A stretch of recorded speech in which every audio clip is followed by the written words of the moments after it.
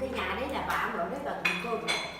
Nói thật là mua cái đất này cho làm hai cái nhà to. Cái nhà mà Đây thì đây.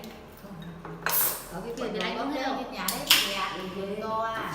Cô thì Nhà nó sống nhà đâu. là đâu có mũi đâu. Cái gì? Ca. Sống cái ăn cái thằng này. Ăn đây mà thằng ăn gì kìa. Gì là gì là từ lão đấy.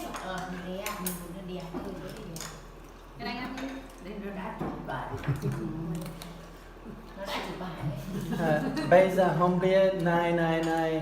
I think 2 year biết I see. Thằng này là nó sẽ biết nói.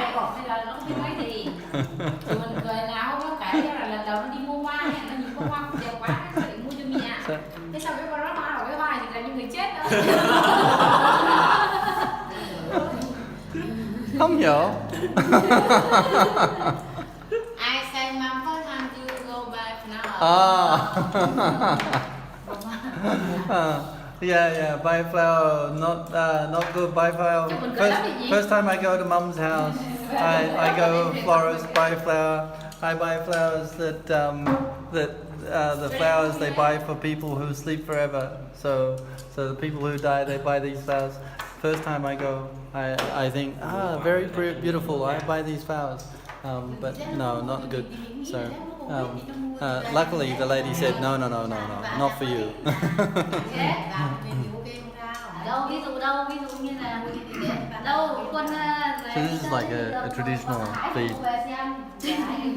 Cheers.